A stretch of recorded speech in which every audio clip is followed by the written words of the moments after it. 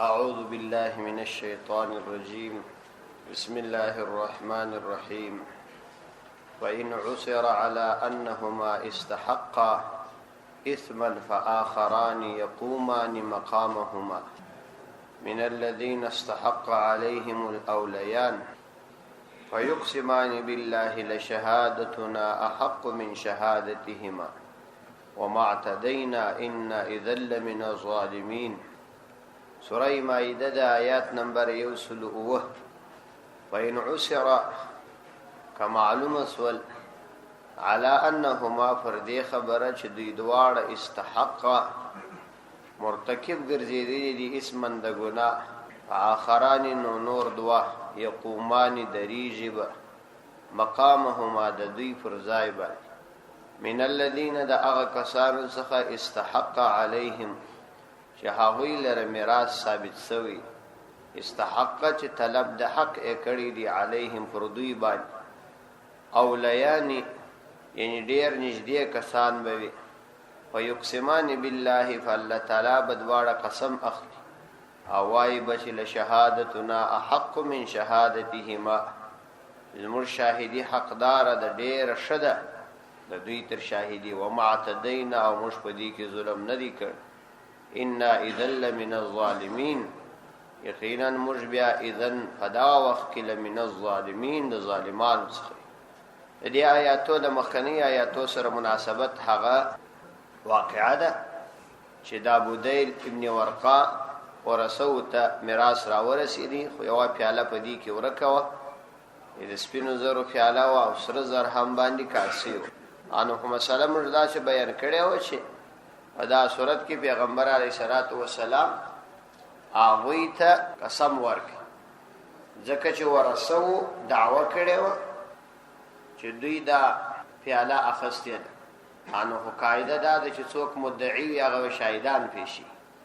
انو ورثو شاهدان پیش نکړل قسم و دی دا اوصیا وته چې دا وصیان دي دا وصیت چې ورته سوی دی دوه ته متوجي انو خدای دوالو قسم واخستی دعوه خلاص شو. چې زمانہ بعد چې کله په مکه مکرمه کې پیاله ښکارا سو نو بیا ورسو دوباره دعوه وکړه. اوس مسله برعکس د پدې صورت کې ورثه منکر دي د دې خبرې څخه چې دوی وویل چې دا موږ رانیولې ده نو ورثه انکار کوي د دې خبرې څخه چې دوی رانیولې ده او هغه دا دعوه کوي چې دا مجرانی وایي. نو په دې صورت کې دا غدوه کسان چې وصیت ورته سوی دي دا مدعیین دي او ورثه منکرین دي. نو قانون دا دی چې اوس به بیا دوی شاهدان پیشي او که شاهدان پیش نکي نو بیا به ورثه قسم اخلي. نو هغه خو شاهدان نه درلودل نو ورثه ته قسم متوجي ورثه کې به هغه کسان قسم اخلي چې هغه میت لره یعنی مورث لره چې دا میراث یې پرې ایښی دی هغه ته په دې میراث کې ډیر ورنږدې وي یعنی میراث به جنې وړلای شي داسې څوک وي. نو بیا د دې ورثو څخه دوه کسان چې ډیر قریب و ډیر نږدې و هغه دوه کسانو قسم واخست چې زموږ دا علم دی موږ په دې قسم اخو چې د دوی تر شاهدی زموږ شاهدی رښتینی ده دوی د درواغ شاهدی ادا کړي. نو پیغمبر علیه الصلاۃ والسلام د هغه فعالیه قیمت جنې واخستی او دی ورثو ته د میت ور تقسیم. نو الله عزوجل په دې مبارک آیات کې دا یادونه کوي وین عسر کچیر معلومه سول فیو طریقه د طریقو علی انهما په دې باندې چې هغه دواړه استحق مرتکب ګرځیدلی و اسمن د ګناه یعنی درواغ ویلی و. نو بیا قانون دادی چې فآخران یقومان مقامهما فآخران نو بیا نور دو کسان یقومان دریږي به مقامهما پر ځای د هغو دوه باندې من الذین د هغه کسانو څخه استحق چې دعوه د حق کړي ده علیهم په هغوی باندې اولیان دا دواړه به ډېر نږدې وي و دا میت لره فیقسمان بیا به دواړه قسم اخلي بالله دا الله عز وجل فذات باندې او داسې الفاظ بوایي چې لشهادتنا احق من شهادتهما لشهادتنا یقینا زمر شاهدی احق و زیات رشتینی د من شهادتهما د دوی دواړو تر شاهدی وما اعتدینا او مستجاوز هم ندی کړي په دې شاهدی اور کولو کې وای څوک چې په شاهدی کې تجاوز کوي نو هغه د ظالمانو څخه دي نو ان اذل من الظالمین نو یقینا بمجیدن په دغه وخت کې لمن الظالمین د ظالمانو څخه یو نو ځکه دوی شاهدی ادا کړل هغه فیصله پیغمبر علیه السلام دا غوي په حق کې وکړ فإن عسر وایدا شرط دی او په آخرانی دای جزات او آخرانی یقومانی دا صفت موصوف بیا مبتدا ګرځي او دا ورسته عبارت چدي دا یقومان من الذين دا صفت اول الاولیان صفت ثانی ګرځي او دا موصوف صفت بیا جزا ګرځي د پاره د فإن عسره نو با کې آخرانی مبتدا سول نکره مبتدا سول او دا ورسته عبارت چرایي یقومان مقامهما من الذين استحق عليهم دا صفت اول اولیان صفت ثانی دا ټول جزا ګرځي دا هغه مخکنی شرط تفا یعنی کمالو مسول نو بیا وداس کیږي ويقسمان بالله لشهادتنا احق من شهادتهما وما اعتدينا ان اذا لمن الظالمين ذلك ادنى ان ياتوا بالشهاده على وجهها ذالک دغه مذکور قانون ادنا ډیر نږدې دی اندې ته یاتو چراتګ دی وکړې دوی بشهادت په گواهی ورکول سره علی وجهها پر خپل طریقه باندې او یخافو یا بدی و بیری جان د دې څخه ترد ایمان شرط بکرسی قسمونه بعد ایمانهم ورستد دوی در قسمونه واتقوا الله دا الله عز وجل څخه وبېږئ واسمعوا او خبر واورئ والله على عز وجل لا يهدي القوم الفاسقين هدایت نکي القوم الفاسقين داس قوم ته چې فاسق وي نو الله تعالی فرمایي کوم قانون چې مشتاس ته بیان کړي دا قانون تر قیامت پورې ستاسو د نجات او ستاسو د اصلاح او حکمت د پاره کفایت کړي ذالک ادنا دا قانون چې موږ بیان کی ډیر نږدې دي ان دیت یا تو چې دوی راتګ وکي به شهادت په گواهی علی وجهها پر خپل طریقه باندې یعنی موږ دا اصول کښې شو د پدې کې د دواړو طرفو ګټو د مثال په توګه قبل فرض دغه کسان چې دا وصیان دي چې دا وصیت پرته سوی دي کپر دې اسی یو اتهام لګېدلی وای او د دې شاهدی او د دې قسم ترتیب نه وای نو هغه به ګرد عمر متهم وای نو دا قسم د اتهام څخه د پورته کېدلو طریقه سو او کچيري به دوم صورت کې هغه حقدار وای نو بیا به دغه د ورثو شاهدی د دوی په مقابله کې قبل سوي نه وای او دغه رنګ دي شاهدی ورثو تم فائدہ وکړه ځکه چې ورثو په اول صورت کې دعوا وکړل گواهان یې و نه درلود نو قسم هغه ته متوجي هغه ته قسم نه متوجه کېدل نو هم مشکل نه حال دي او کله چې بیا په دوم صورت کې دوی منکر سول نو قسم دوی ته متوجي دا هغه مخکنی قسم رد کړل نو ګواکې دا قسم اخیستل او د شاهدانو درول دا قانون د انسانانو د پاره خیر دی ځکه چې دوی به بار په هغه طریقه شاهدی ورکی چې دا حق او یا به بیا رکی قسم بنا اخی ځکه چې بیریږي بچ کېدلای شي د دې قسم دې دوباره رد کړي خبره دې رسواس نو ذالک دا قانون ادنا ډیر نږدې دی اندې ته یا تو چې دوی راتګ وکي به شهادتي شاهدی سره علی وجهها پر خپل طریقه باندې پسې طریقه باندې شاهدی ورکی او یخافو یا وبیریږي ان د دې څخه ترد ایمان بعد ایمانهم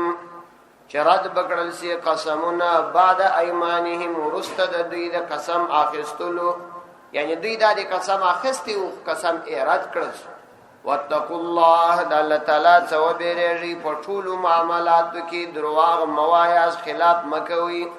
واسمعوا او تاسو خبر او اوري او ويمني والله على عز وجل لا يهدي القوم الفاسقين هدایت نکي داس قوم ته الفاسقين چې فاسق وي یعنی څوک چې د الله تعالی د احکام مخالفت کوي هغه فاسق دي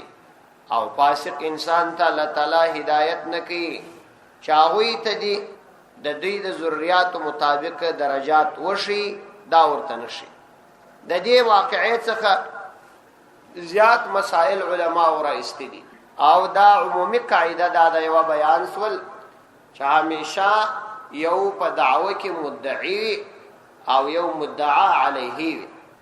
د مدعی او مدعا علیه آسان تعریف دادی چې کله دعوه پریښودل او دعوه پاتې سول بس دغه ته مدعی وای، او یا چې کله د یو کوم زائد شي غوښتنه کوي دې ته مدعی ویل کیږي. مثلا که څوک په چا دعوه وکي او د پریږدي که دعوه پاتې سول نو دا معنا ده چې دی مدعی، او که د په پریښودلو نه پاتې کېدل نو د دې معنا دا ده چې دی مدعی نه دی بلکې مدعی کوم بل څوک. نو چې کله دوی اسلامی قاضی ته ځي او یا حکم خپل تر مابین ټاکي، شرعي مسله دا ده چې د دعوی د خبرو د اوریدلو څخه وروسته به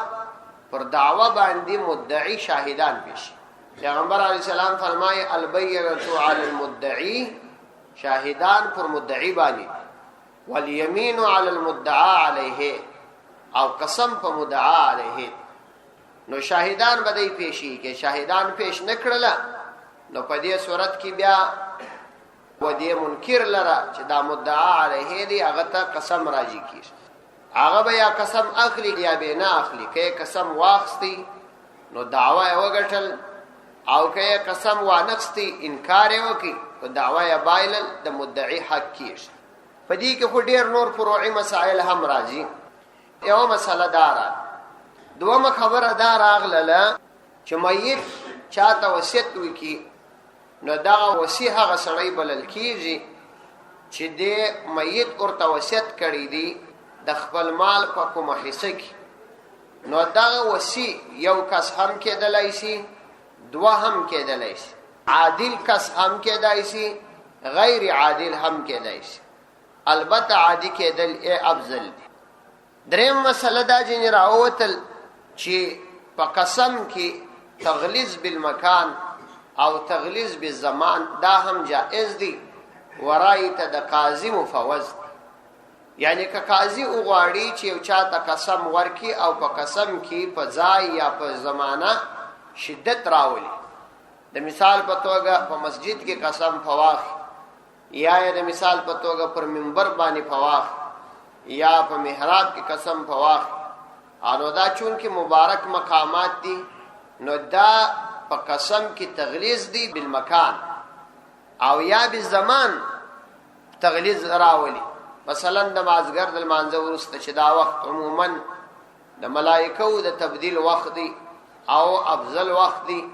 نو دا وخت کې قسم فواخ، یا د تهجد په وخت کې قسم فواخ، یعنی وخت ورته متعین کی. قاضی دام کولای شي، لازمی نه ده، دا د قاضی رائے ته مفوضه ده،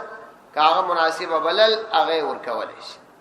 او بل دا چې قسم فعلم باندې ور کول کیږي شاهد لره فزین صورتو کې. قسم بالعلم دادی چې مثلا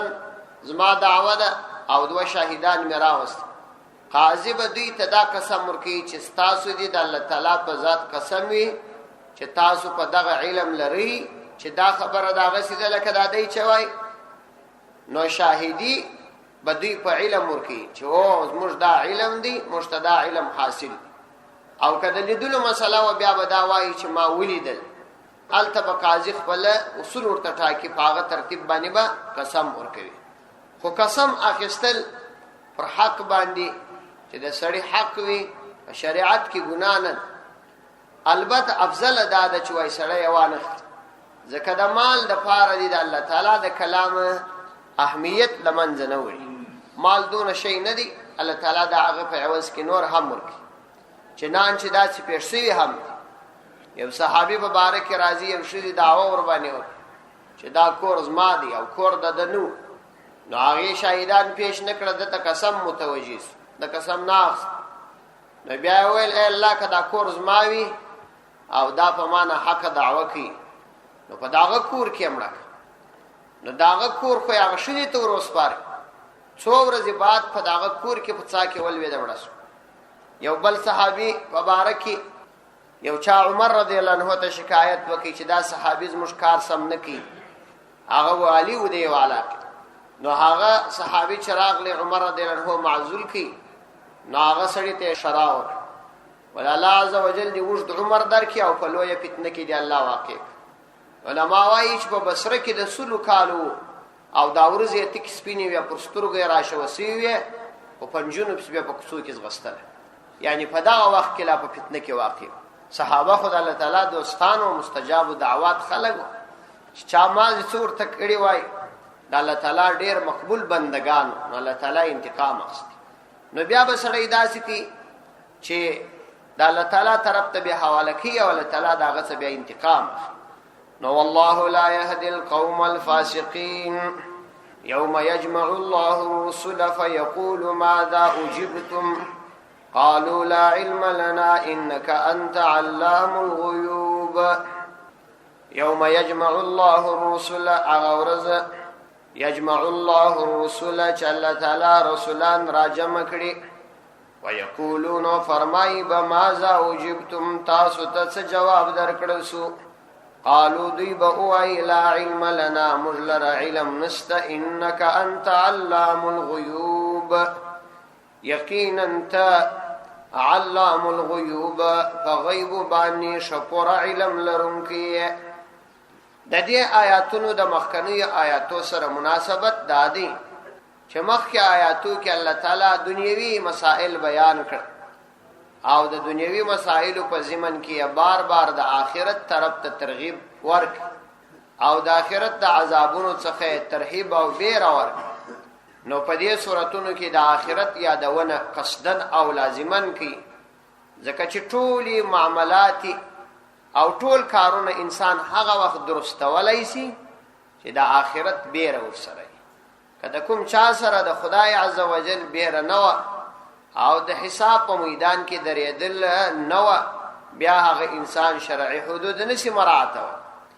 ځکه الله تعالی فرمایي واما من خاف مقام ربه ونهى النفس عن الهوى فان الجنه هي المأوى.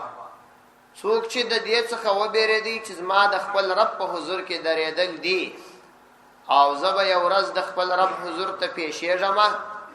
او په هغه شکل به پیښېږم په کوم شکل چې مې دنیا ته تشریف راوړي، لڅ لغړ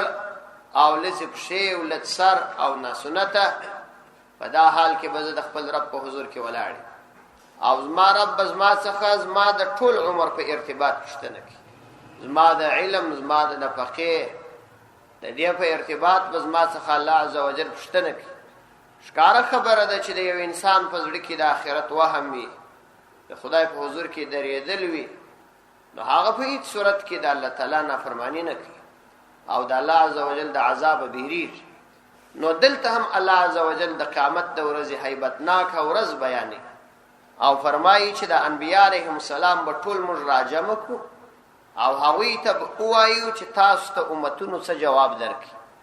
یوم یجمع الله الرسل، یعنی هغه ورځ به څومره هولناکه او تکلیفي ورځ وي. یجمع الله الرسل چې راجمع کړي الله عزوجل الرسل رسولان سره د امتیانو فیقولو، نو بیا وایي د رسولانو ته د دې امتیانو په ارتباط چې د امتیانو څومره ګناهونه کړي وي، د پیغمبرانو ته به د دوی په ارتباط وایي ماذا اجبتم تاسو ته څه جواب درکړه سو، د امتیانو د طرفه تاسو ته څه جواب درکړه سو. یعنی تاسو چې کله د خپل امتونو ته د الله سبحانه و تعالی دین ورساو هغوی تاسو ته د دې په مقابله کې څه عکس العمل ښکاره کړي. قالو دوی به ووایي لا علم لنا موږ لره علم نسته، انک انت علام الغیوب یقینا انت علام الغیوب په غیب باندې پوره علم لرونکی، موږ ته په دې باندې علم نسته.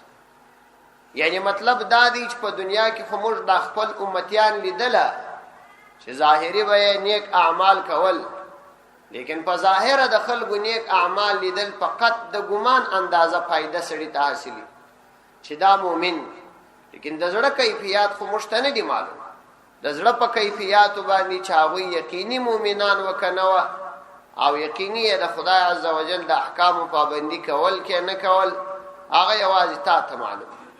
نو موږ د دوی په کیفیت باندې د زړونو علم نه لرو، خبر نه یو ور باندې. او بل دې ته اشاره ده چې موږ په غیب علم نه لرو، غیب یوازې ستا خاصه ده او ته په غیب باندې پوره علم لري. انک انت علام الغیوب. نو بیا یو سوال دا کېدلی شي چې ځینې انبیا علیهم السلام ته خو ځینې امتیان معلوم وه چې دې کسانو دا د بد کارونه کړي، او دا ورته معلومه وه چې دې ځینو کسانو نیک اعمال کړي، نو هغه یې ولې بیان نه کړ؟ وایي دا په دې امت باندې د انبیا علیهم السلام شفقت چې د هغوی دا ګناهونه یې نه کړه بیان، او الله سبحانه وتعالی ته یې حواله کړ. نو غرض دا دی چې د قیامت ورځ دومره خطرناک او هولناک ورځ ده چې انبیا علیهم السلام چې د انسانیت سرداران دي هغوی به هم د دې هولناک حالت په وجه باندې موضوع الله تعالی ته حواله کړي. نو دا چې دا ورځ راتلونکې ده او د اعمال او احوال تفتیش کیږي، ځکه نو انسان ته لازمي ده چې د الله سبحانه وتعالی د مخالفت او معصیت څخه ځان وساتي. امام ترمذی رحمه الله پیغمبر علیه الصلاۃ والسلام سے حدیث را نقل کړي. پیغمبر علیه السلام فرمایي لا تزال قدما ابن آدم، دوامدار به بنو آدم ولاړ وي، یعنی دا پښې به حرکت نه کوي یوم القیامت د قیامت په ورځ حتی یسأل عن خمس، تر څو چې د 5 شیانو په ارتباط پوښتنه ځنې سوې نه تر هغه وخت پورې به بني آدم قدم هم وانخلي، حرکت به هم ونکړي. نو هغه دا دی عن عمره، الله عز وجل به د عمر په ارتباط پوښتنه ځنې وکړي. فيما افناه، عمر دې په څه کې فنا کړي؟ که موږ وګورو موږ خپل عمر ضایع کوو او الله عز وجل پوښتنه راڅخه کوي. او بل سوال به وکړي دوم وعن شبابه، د ځوانۍ په ارتباط به پوښتنه ځنې وکړي چې فيما ابلاه، دا ځواني دې په څه شي کې زړه کړه، کوم شي کې چې د الله تعالی دغه نعمت ختم کړي. وعن ماله، د مال په ارتباط به پوښتنه ځنې وکړي من اين اکتسبه، د کوم طرف دې وګټي، و اين انفقته، او چیرې دې مصرف کړي، څنګه دې وګټي او څنګه دې مصرف کړي، په دې ارتباط پوښتنه ځنې. وماذا عمل بما علم، او څومره اندازه عمل دی وکړي په هغه څه زده کړي. نو دا څلور سوال الله سبحانه وتعالی د دې خپل بنده څخه کوي، او د سوالو امتحان حال د حشر میدان دی، او ممتحن د کائنات رب دی، او په هر څه باندې قادر، او شاهدان په دې امتحان کې انبیاء علیهم السلام. امتحان انتهایی سخت، والله عز وجل د امتحان سوالونه مخکې لا موږ ته وښودل. امتحان کې سوالونه شاګرد ته نه ښودل کېږي، لیکن الله تعالی په دې خپلو بندګانو د رحم دپاره په دنیا کې لا سوالونه ورښودلي چې دا 4 سوال دي، تیاری وسله ورته کوه. نو که سړی د سوالو د ورښودلو سره سره بیا په پارچه کې ناکام راشي، نو دا انتهایی لوی احمق دی، بیا دا هیڅ عذر نس پیښول. ځکه چې استاد وایي خو ما تا ته سوالونه وختي را در ښودلي وو، تا دغه ښودل سوي سوالونه لا حل نه کړای سوای، نو ستا استعداد انتهایی زیات کمزوري، ته د دې لایق نه یې چې ستا څخه پوښتنه درسره وشي. نو الله عز وجل دې موږ او تاسو ته د آخرت د تیاری فکر را پیدا کړي. خبرې خو ډېرې کوو